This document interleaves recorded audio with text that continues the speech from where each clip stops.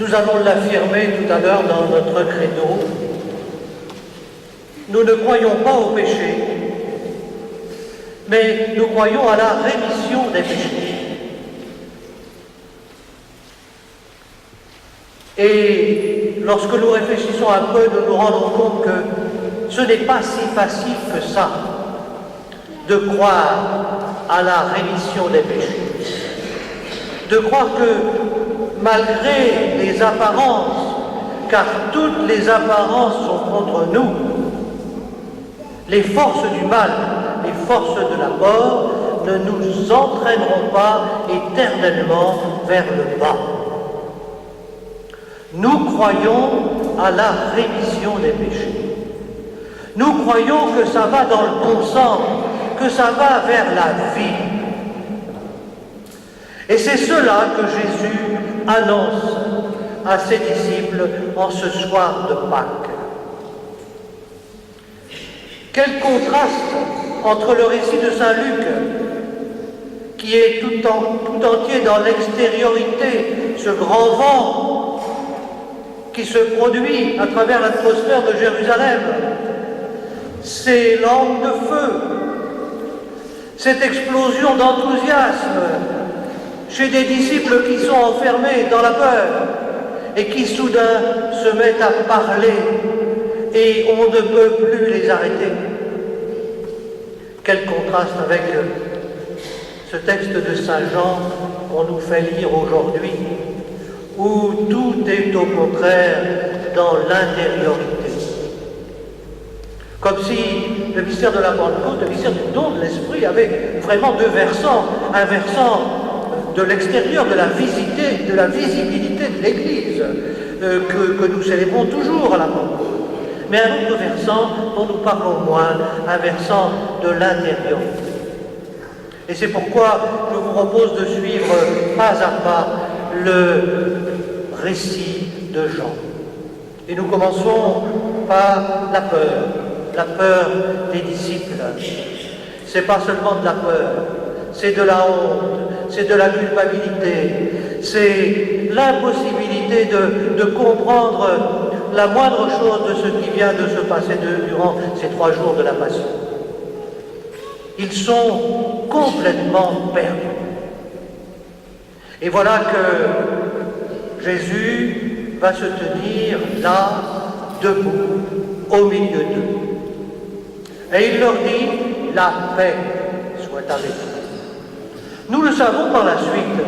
Dans la bouche de Jésus, ce mot de paix, c'est un nom, le premier nom qu'il donne à l'Esprit Saint. Le mot paix, dans la bouche de Jésus, cette paix qu'il est seul, dit-il, à pouvoir nous donner, c'est l'Esprit Saint. Mais nous ne le savons pas encore, nous le savons par la suite du texte. La paix soit avec vous. Après cette parole, Jésus fait 2 gestes. À ses disciples rassemblés, il montre ses mains et il montre son côté. Les mains, c'est pour qu'ils le reconnaissent, qu'ils sachent que c'est bien lui, le même, qui a été crucifié. Le côté, vous savez, Saint Jean est le seul à nous en parler dans son récit de la Passion. Il est le seul à nous expliquer comment le soldat a percé le côté du Christ et de la plaie est sorti du sang et de l'eau. Jean y insiste beaucoup pour dire qu'il y a là un mystère. Et c'est ce mystère dans lequel Jésus va faire pénétrer ses disciples rassemblés. Et il va, à travers l'évocation de ce mystère, du flot de miséricorde qui sort de son côté, il va les faire passer d'une manière complètement instantanée de la peur à la joie. Les disciples furent remplis de joie en voyant le Seigneur. Saint Jean fait exprès de nous montrer ce saut brusque de la foi qui fait passer de la peur à la joie. Les disciples n'ont manifesté aucun repentir, Jésus ne leur a rien demandé de cet ordre. Il les a inondés de ce flot de miséricorde. Et il les a introduits d'une manière complètement inconditionnelle dans cette joie qu'il est le seul à pouvoir donner. Est-ce que c'est fini? Non, c'est pas fini parce que Jésus va reprendre sa salutation sur la paix. Et cette fois-ci, il va aller plus loin, il va étendre son propos. Jésus leur dit de nouveau: la paix soit avec vous.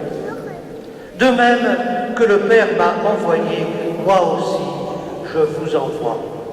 Cette joie qui a inondé les disciples, elle n'est pas donnée simplement à eux, elle n'est pas donnée à ces quelques personnes qui sont rassemblées dans la chambre haute, elle doit se répandre dans l'univers entier. Et c'est pourquoi cette deuxième salutation de la paix ouvre sur la mission des disciples.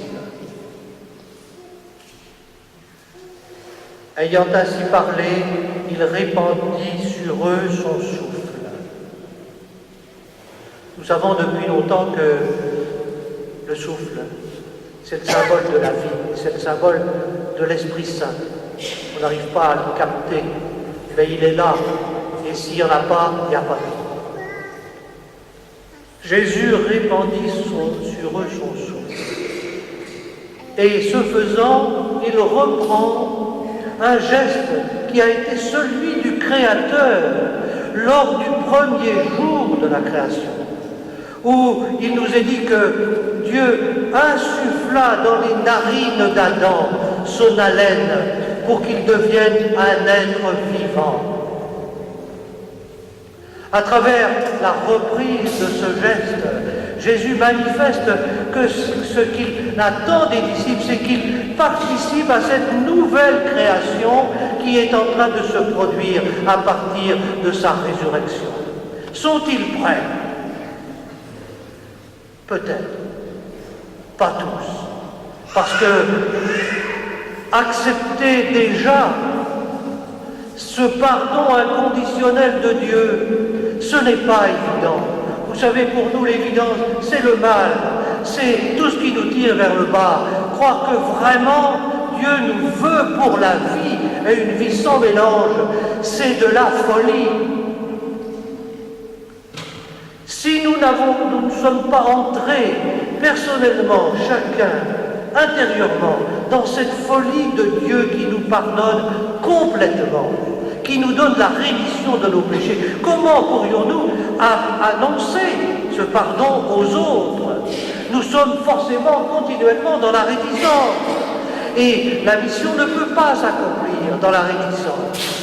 Nous devons aujourd'hui entendre ce message jour de la Pentecôte pour savoir si vraiment nous sommes évangélisés jusqu'au fond où l'Esprit nous retrouve, où l'Esprit Saint se joint à notre esprit pour nous apporter ce pardon total.